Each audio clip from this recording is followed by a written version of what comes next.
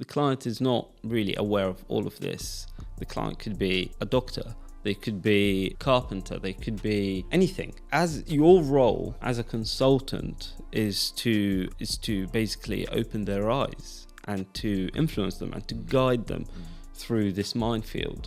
And so influencing is a huge part of our role that we happen to do without even knowing on a day-to-day basis. At the end of the day, we entered that field to make a positive change. We try and do it through passively influencing the client or the public into what is out there, what is the future like, how to make a change. Planning rules have changed quite a lot. Building regulations have changed. Technologies have changed. Client awareness towards sustainability has increased. So it's not a stale field. Architecture is constantly changing, and this is really what entices me, what keeps me going, what keeps me looking forward towards every day and every project and every challenge there is.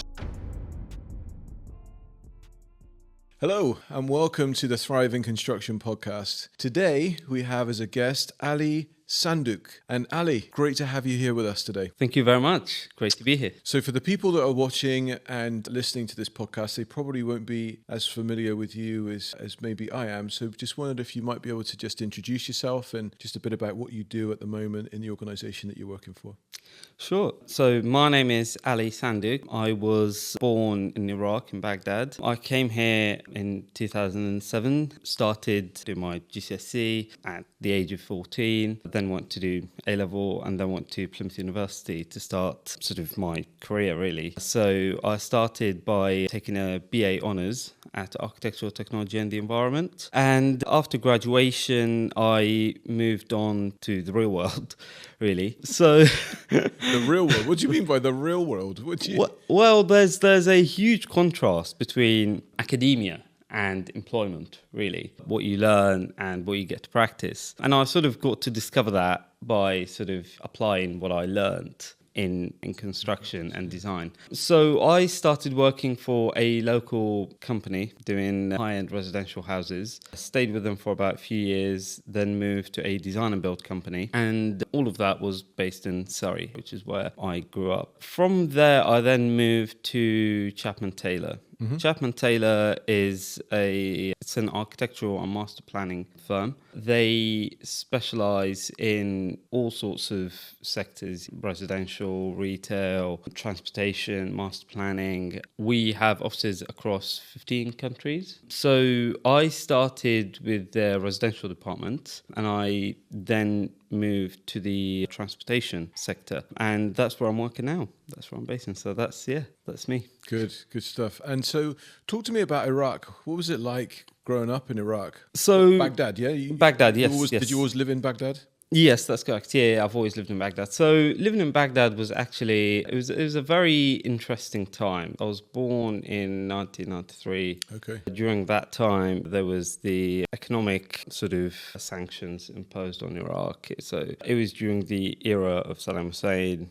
By the time I was 10, the Iraq War began. Within the age of 14, we left Iraq. So it's a quite sort of turbulent time that I was sort of raised in. And I guess living in such a difficult times, it sharpens your personality. Okay. It pushes you to grow up fast. So that's basically how my childhood was sort of nurtured, and the childhood sort of paused and the adulthood began when I sort of came to, or when the teenage years began is when I came to the UK. So let's just talk about, if you're happy, home life back in Baghdad. Mum, dad, what was it that they did, and how did their example or their way influence your life to which you're benefiting from now? I was raised in a very sort of traditional Iraqi household. So we lived with our grandparents. In the Middle East, normally the eldest son tends to take care of their parents. Mm-hmm. So in my household, I got the privilege to be raised by my grandma and my grandfather. My grandfather was an archaeologist. Okay. Well, actually, he was an archaeologist surveyor. Okay. working for the Iraqi Ministry of Archaeology. So they would go to sites that have recently been discovered, and he would be surveying them, doing the plans, elevations, and so on. That was his job. And my father is a university professor, and he's also a painter. He does it as a hobby. But What does he lecture in? He specializes in environmental energy. Okay. Renewable energy in Surrey University. And my mother is a doctor, specialized in anesthesia. Okay. So that sort of childhood or being raised in that environment sort of sharpened my ambition in life to try and enter the field of either engineering or architecture. And then as I grew older, as I moved to the UK and stuff, I guess my late grandfather's presence sort of resonated in me, and I ended up taking the architecture approach, and that's when I've entered the architectural technology degree. Love that. Yeah, That's great. It's interesting, isn't it, how the parents and grandparents can really shape our lives and what they're involved with, kind of. Absolutely, their presence really shadow us from such an early stage in our life. They shape us in a way that's unimaginable, really. Yeah. So for those people that aren't really that familiar with Iraq and some of the history of Iraq, and I'm speaking of buildings and different sites that an archaeologist may be interested in discovering, can you just give us a little bit of a flavor for what that might be, what things your grandfather would have been involved with and significant sites that are over there? Sure. So my grandfather, I mean, I'm not 100% sure on this, but I think he started practicing in mid-1940s. Okay. So back then there was exploration programs in Iraq funded by international support, looking for just sort of discovering architectural heritage to do with Babylon, Assyria, and so on.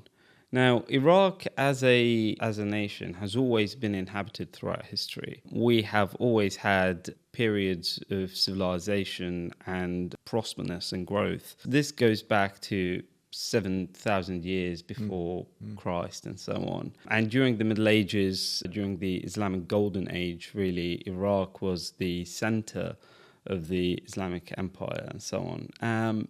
So in terms of history and the depth of the history of Iraq, it is very, very rich. And my grandfather worked with multiple historians, and I remember my father telling me that I think Agatha Christie funded a few of these explorations that took place in Iraq. And my grandfather was a friend of hers, and together they got to work on a few sites. So that's roughly what Iraq is like and what my grandfather's contribution was like. But in terms of the specific era that he was sort of based in or interested in, I would say it was mostly probably Islamic sort of golden age that is around probably 1000 AD, around that sort of area. And he's also worked on ancient sort of archaeological sites, but that was probably the main period. The Middle Ages, basically, is probably the time he's sort of interested in. And would he come and tell stories either to your father or to you? And thinking if you're living with your grandparents, I'm sure that must have been stories in there. So I mean, when my father was quite young, he used to accompany him on all of these sites and expeditions. But in terms of when I sort of started growing up, my grandfather was retired, but also his health wasn't sort of the best of times. Let's put it this way. And so he didn't tell us, but the stories that I've been told were mostly from my father and from my uncles as well, on all of his adventures and how they got to discover a few sites and all of these stories. Yeah. I'm imagining your grandfather as the Persian version of Indiana Jones. going out and finding these things and the treasures of history that area is going to be very rich with. Yeah. I mean, it's not quite that sort of adventurous, but for sure it was very similar in the sense that the Middle East is so opulent with history and with so many sort of mysterious civilizations that are yet to be discovered. And really, everywhere you dig around Iraq, you are likely to find a historical artifact. It's incredible. It's incredible. And so you say at the age of 14, you moved to the UK. Yes, that's correct. Yeah. Huge change in culture, right? That's correct. Yeah. That's correct. And did you speak much English when you first came here? No. So I wasn't able to communicate or deal with people in such a fluent way. So I remember my mother used to sit me down. That's before I joined school. So we came to the UK in June, I think, and school starts in September. So during these 3 months, I remember my mum used to sit me down alongside with my sister. And we used to get taught how to certain words, grammar, say things. And I mean, it's sort of that process sort of guided me slowly into assimilating into society. So when I started going to school, it was a huge struggle, really, back then. You try and learn the language, the syllabus, trying to make friends, while at the same time learn about the culture as well. It was a bit of an uphill ride, but we got there in the end.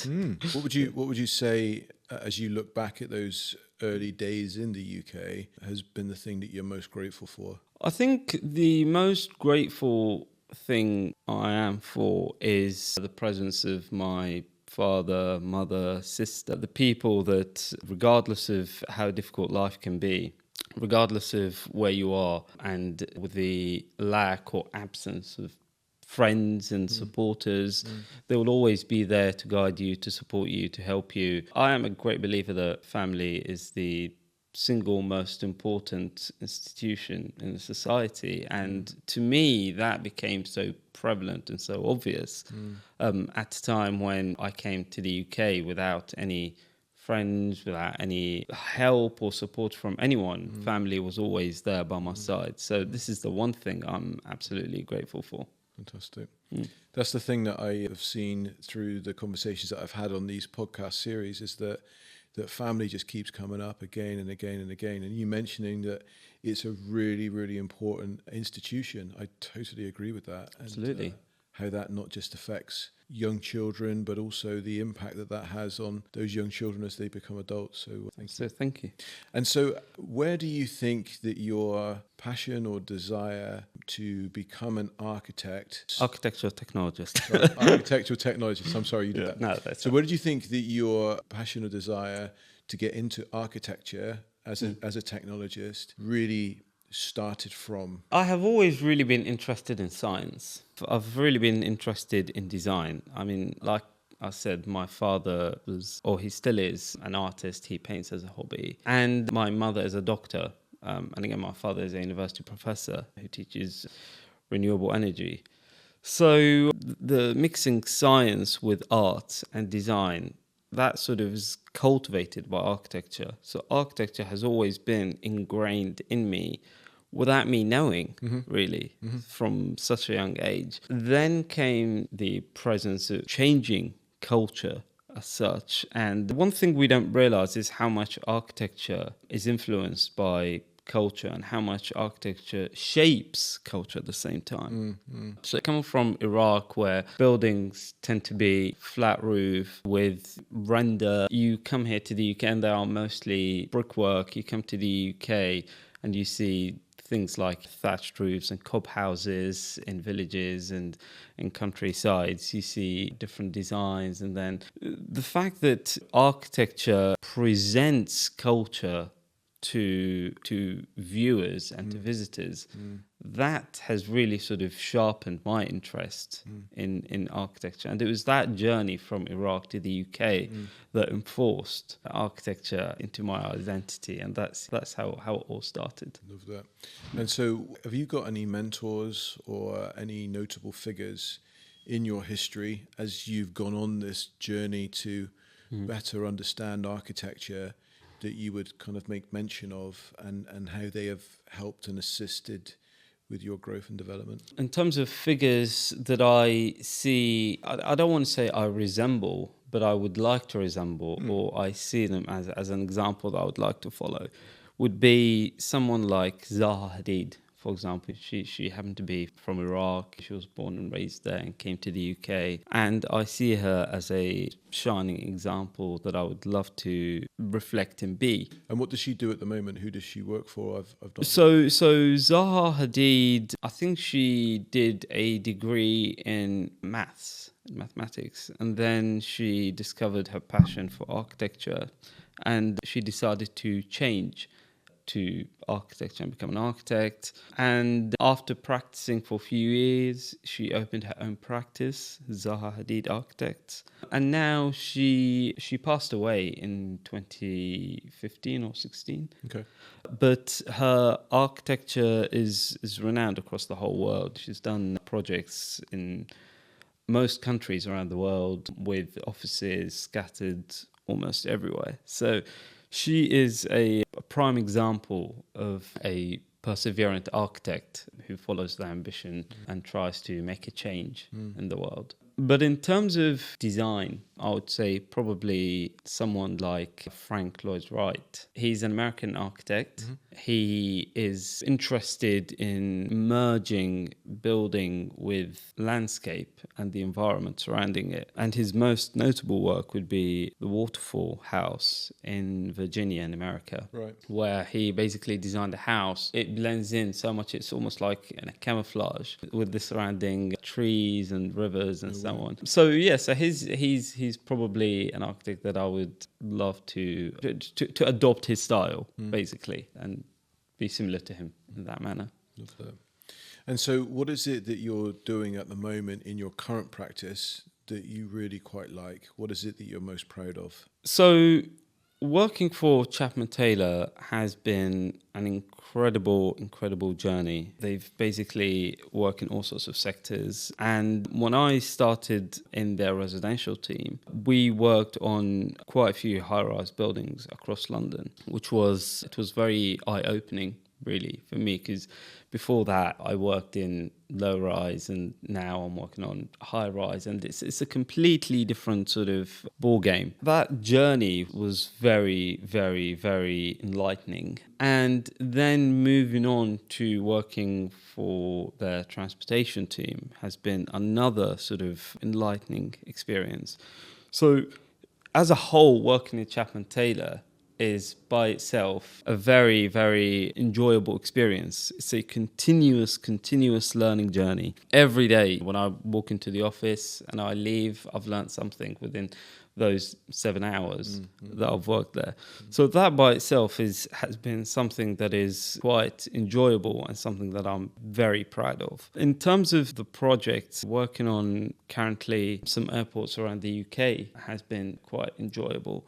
I mean, it's difficult to pinpoint a specific project because every project is different. Every project requires different level of details, different level of circumstances, different ideas behind it. So because of this, it's difficult to pinpoint one specific project. I'm just going to say all of them. Yeah.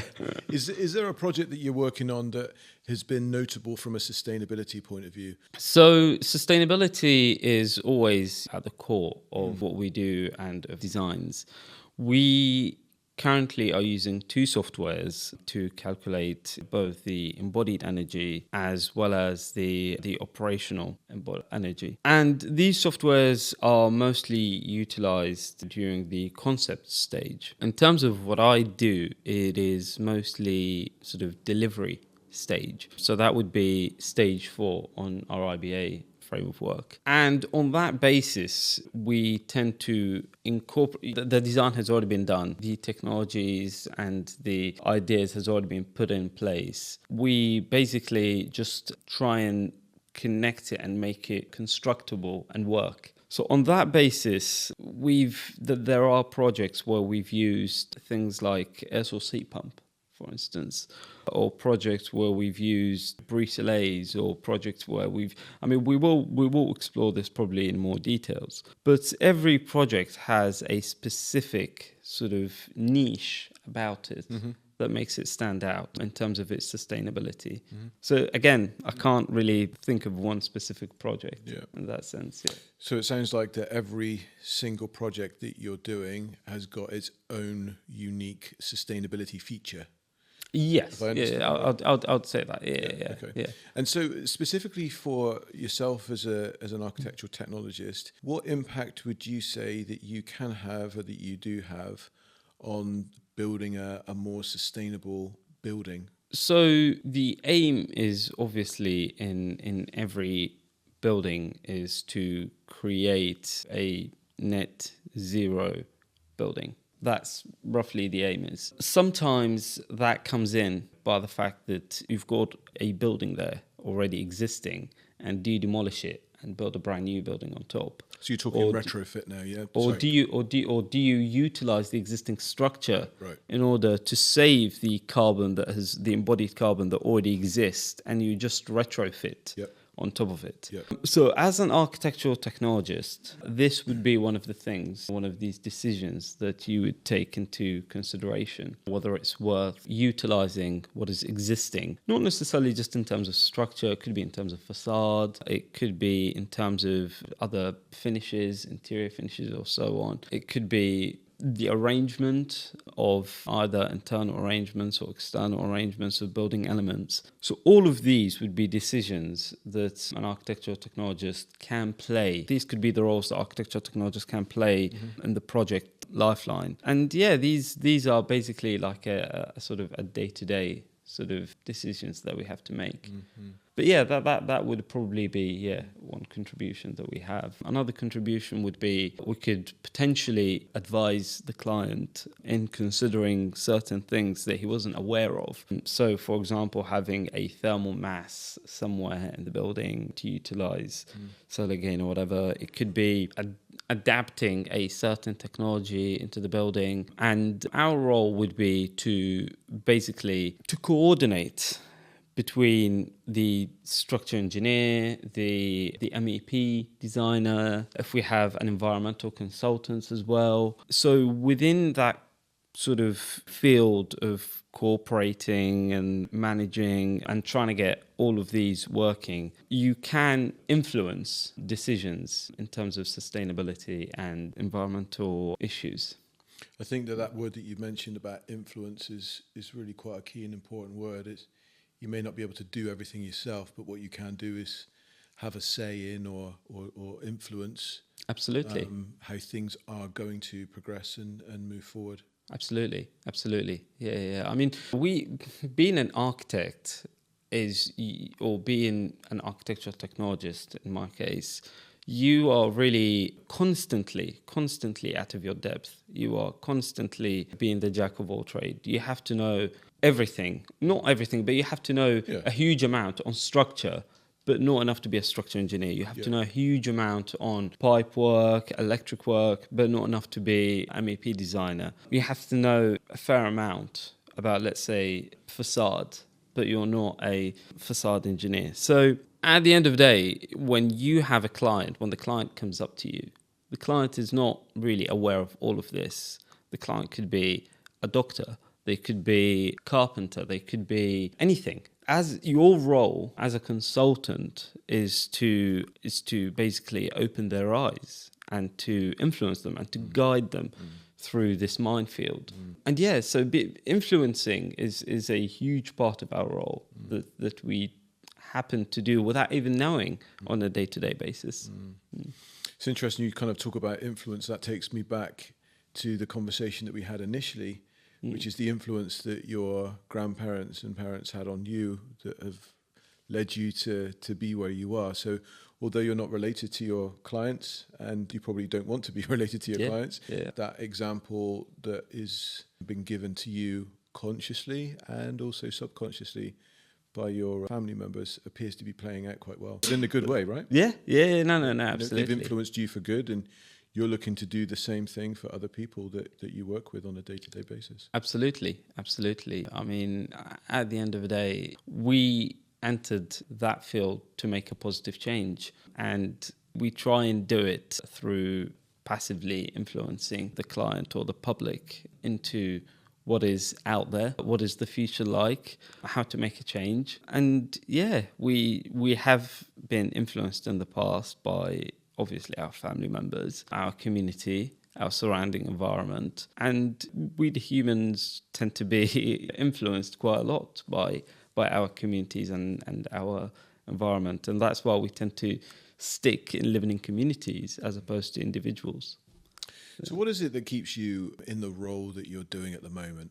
Why do you not go off and change careers? Why don't you go out of the construction industry? What is it keeps you here? Well, you're putting some thoughts into my mind. I would say what keeps me into my current role is the diversity that architectural industry brings. Like I said previously, every So when you say project is different. diversity, do you mean people diversity, or do you mean diversity in the tasks that you... Diversity in all Choose- sorts. what do you mean? Diversity in all sorts. So, for example, I spend my day-to-day life contacting structural engineers, contacting other consultants, trying to figure out how to make this issue work, this problem that we currently have work. So there is constant collaboration, there's constant teamwork taking place. Now, this is diversity in terms of profession, in terms of individuals. There's also diversity in terms of tasks, in terms of projects. Every project is completely different. Every requirement of the project is different from its previous ones. There's constant change in the industry. When I started working in 2016 and I compare it to now, planning rules have changed quite a lot. Building regulations have changed. Technologies have changed. Client awareness towards sustainability has increased. It's not a stale field. Architecture is constantly changing. And this is really what entices me, what keeps me going, what keeps me looking forward towards every day and every project and every challenge there is. So yeah, this is really what interests me a lot. Like that. I'm wondering now if there is a proverb that you may be able to share with us. I don't know if there's an Iraqi proverb or some form of mantra that you have found useful for yourself that others may also find useful. I think there's a saying, I think it might have been Mahatma Gandhi who said it, be the change you want to see in others. Okay. This is really the focal point that tends to drive me, that tends to make me sort of want to keep on going forward. I would say this is probably the driving force that is probably not only inside of me, but inside of almost every individual, which is just to create a positive impact on the surrounding environment, on your friends, on your clients, on your family, on your community. And yeah, it is that change that I want to see in others, that I tend to wake up every morning, have a shower, and then go to work and progress and deliver for the end user the results that they are looking for. I love that. I think that takes us on really nicely to the demolition zone. And I think that it does that because in order for us to progress and learn, we need to either let go of or destroy things that are not helping us move in a positive or in a good direction. And so really excited to hear what your myth that you want to destroy is. So are you ready to go to the demolition zone? Let's do it. Let's do it. Let's do it. Let's do it. Well, we are now in the demolition zone. Ali, you have created this abstract, I think, of an ancient city. It's got an arch, and there's a lovely dome there at the top, and it looks like a bridge on top of the arch, kind of connecting the two together. It's not a tall creation; it's fairly low level, but one of considered thought and beauty, should I say? Thank you.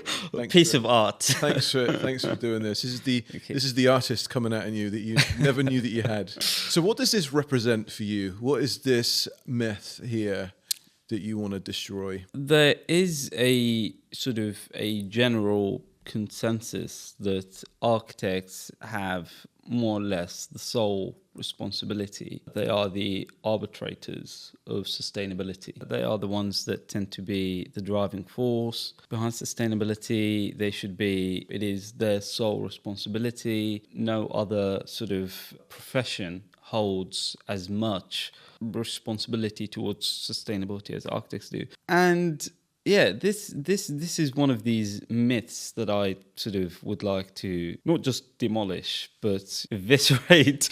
Really, I think we're all as individuals hold certain responsibility, even in our day-to-day life, in terms of professional life, in terms of our community.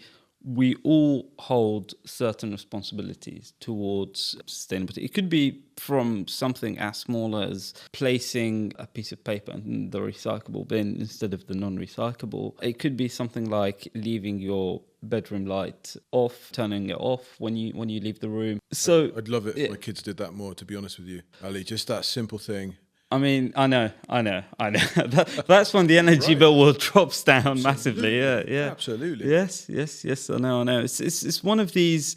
I think it's changing our day-to-day habits is basically what it entails, and it's one of these things that is probably quite difficult for individuals to practice, changing something that you're so used to, your daily rituals. But at the same time, I think it will have a positive reverberation. It is something that is quite important, not only for us as individuals, but for the community, for the future of the next generations and so on.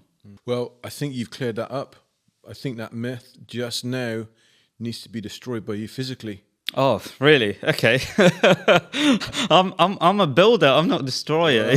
Well, you're not destroying anything with value. Yes, What you're doing is you're destroying something of no value, and as he's harming things. So when you're ready, you can destroy that myth. Here we go. Let's try it. Let's have a go. Okay.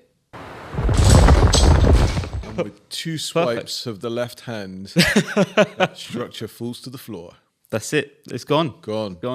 No more in Gone. existence. Ali, it's been great having you on the podcast. Thank you very much. Today. Thanks. I appreciate your time, your wisdom. Appreciate the stories that you've told as well, especially the personal ones of your childhood. And I think that there will be people out there listening to this podcast that will be able to connect and identify with that, and hope that they see you as someone that's gone on and is still on a journey which is progressive and is helping us all to create a more sustainable environment. Thank you, Darren, for having me, and thanks to Thriving Construction, and best of luck, you guys. And it's been an absolute pleasure being here, and hopefully I'll see you at some point. Absolutely, we can get you back on at another time. There's going to be other opportunities for us to reconnect in this way. Before we really close off this conversation, I just wanted to ask you one last question.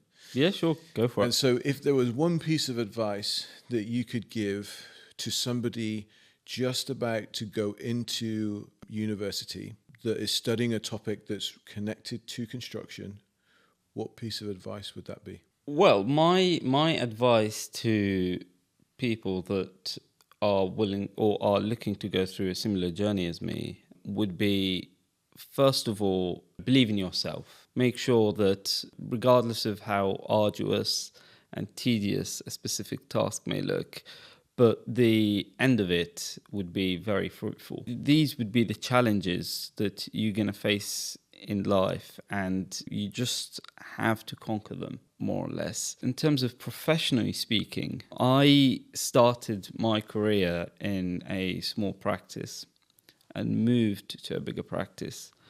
And the reason behind it was a calculative move by me to make sure that by starting in a small practice, you will be exposed to a wide range of responsibilities, the whole journey of construction, and you will get to understand how the industry works in such a short period of time.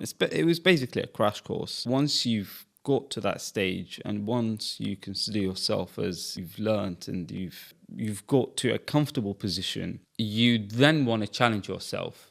And this is what I did. So I started challenging myself by moving to a completely different ball game, moving to Chapman Taylor.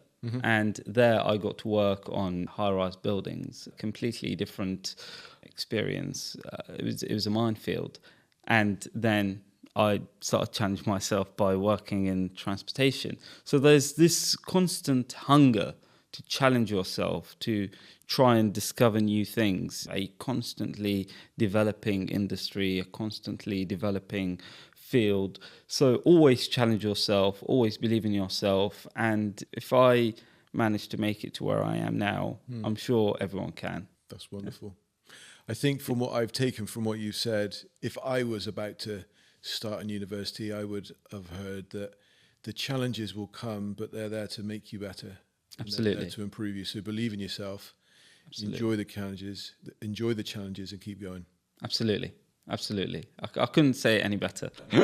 Well, that's what you just said to me, and that's what I've heard. Ali, it's been an absolute pleasure. Likewise. Thank you very much. Thanks, Darren. Take care. Thank you.